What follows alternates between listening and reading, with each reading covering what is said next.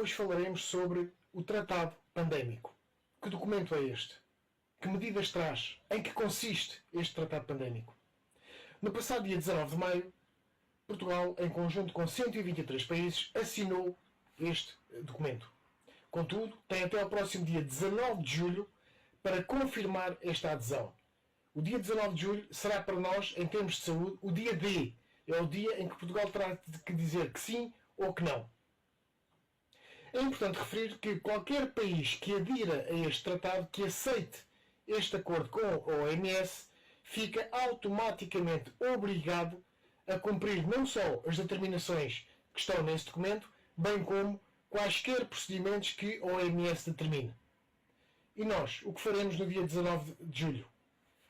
Diremos que sim ou diremos que não? Venha daí, vamos descobrir. Mas afinal, o que é o Tratado Pandémico? Na verdade, não é nada mais nem nada menos que o documento final, uma versão final de uma proposta apresentada em 2021 pela própria Organização Mundial de Saúde. Daí para cá, este documento suscitou muita dúvida, suscitou muita polémica e foi sujeito a várias revisões, precisamente devido à sua falta de clareza e total falta de transparência, especificamente no que era relativo a medidas de soberania dos próprios países e ao poder de decisão destes mesmos países relativamente à saúde dos seus cidadãos. De acordo com a OMS, são três os pontos essenciais deste tratado. Primeiro, livre circulação de informação. O segundo, a constituição de uma coordenação internacional para futuras pandemias, encabeçada e titulada pela própria OMS. E terceiro, a livre decisão deste organismo para implementar programas de vacinação ou administração de outros fármacos às diversas sociedades, sem qualquer interferência direta dos países. A base deste acordo, deste tratado, é também o chamado Regulamento Sanitário Internacional. Venha perceber o que é o Regulamento Sanitário Internacional já a seguir. O que é o Regulamento Sanitário Internacional e o Tratado Pandémico? Na prática são dois documentos diferentes, mas que se complementam um ao outro. O Regulamento Sanitário Internacional é originário dos anos 60, foi implementado em 69 e era um acordo entre todos os países para gerirem mais especificamente a cólera e ajudarem-se entre si a coordenar esforços e comunicar à OMS os vários surtos. Depois foi ratificado e foi alterado para a versão mais recente, que é de 2005, em que alargava a abrangência dos surtos e desde então o que tem sido feito são emendas. O que é que acontece em relação ao Tratado Pandémico? O Tratado Pandémico foi sugerido no ano de 2021, em plena pandemia do Covid, pela França, pela Alemanha, pelo Reino Unido, pelos Estados Unidos e por mais dois ou três pequenos países, que eram necessários haver um tratado para combater futuras pandemias. Isto surgiu em 2021, começou-se a falar em 2021, sempre com caráter de urgente, mas para propor um tratado pandémico era preciso que o Regulamento Sanitário Internacional fosse alterado para permitir que o tratado pandémico entrasse em vigor. É como se, de alguma maneira, tivéssemos que mudar a Constituição de um país para poder fazer um acordo com outro país. É esta a ideia.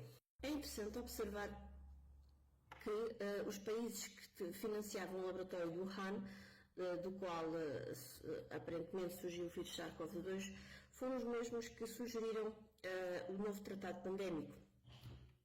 As primeiras emendas ao regulamento, nesta sequência ao Regulamento Sanitário Internacional, foram aprovadas em Assembleia Mundial de Saúde em 2022 e a principal alteração era que os países deixavam de ter 18 meses e passavam a ter apenas 10 meses para rejeitar as ditas emendas. O prazo acabou no final de 2023, Portugal não rejeitou, portanto nós só temos agora neste momento 10 meses para rejeitar as emendas que são aprovadas na Assembleia Mundial de Saúde. Em 2024 foram aprovadas novas emendas que nós temos agora até dia 19 de julho de 2025 para rejeitar.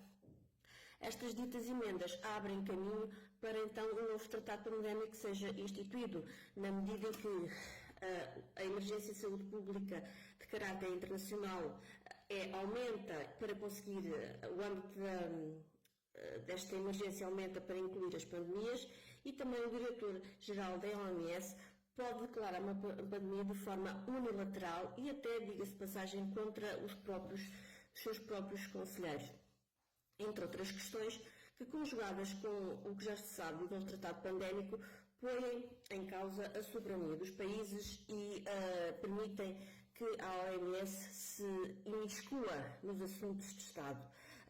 Uma das questões, por exemplo, é ter que ser criada uma espécie de Ministério da Verdade, ou seja, um grupo de pessoas que decide o que é verdade e o que é mentira, ou então um grupo de coordenação em cada governo que vá vistoriando o que se passa cá dentro e que vai instigando e promova a alteração das leis e da Constituição, de modo a que as emendas sejam inseridas nos governos de cada país. É isto que, entre outras coisas, que as emendas ao Regulamento Sanitário Internacional que foram aprovadas no ano passado pretendem. E depois o que é que acontece? O novo tratado pandémico surge, este ano apenas foi aprovado uma parte, apenas foi aprovado que vão aprovar, basicamente é isto, porque o tratado em si ainda não foi aprovado, só será teoricamente aprovado no próximo ano, e ele vai permitir basicamente a partilha de dados, vai promover criativamente que os países procurem novas formas de vida e que depois partilhem entre si, vai permitir também acordos comerciais para que as vacinas sejam distribuídas supostamente mais facilmente por todos os países. Qual é a promiscuidade destas coisas? Que vão, no próximo tratado pandémico está previsto, por exemplo, que todos os anos haja uma espécie de conferência de partes, que se assemelha-se muito às conferências do clima. Todos os anos vai haver uma reunião dos vários países e que também estão nestas conferências de partes organizações não governamentais, como a Gavi, a Fundação Bill and Melinda Gates, a Wellcome Trust, cujo foco é direcionado para um certo tipo de terapêutica, neste caso que são vacinas, ou seja, vão ter o mesmo poder que os países. As organizações não governamentais vão ter o mesmo tempo que países, todos os anos para discutir estas questões de futuras pandemias.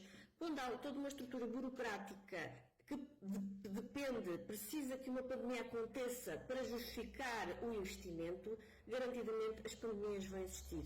E depois vão forçar os países a comprometerem-se a assinarem contratos do nosso dinheiro em comprar futuras terapêuticas para futuras formas de vida que ainda não sabem, mas que podem eventualmente vir a acontecer. Então o país vão se endividar com a indústria farmacêutica para que a indústria farmacêutica construa um mercado seguro.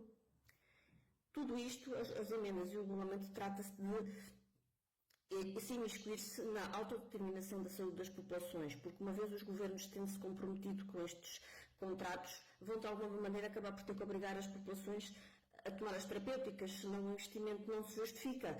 Por isso isto, no fundo, trata-se de autodeterminação em saúde, a nossa capacidade de decidirmos sobre a nossa própria saúde e sobre o que nós queremos para nós.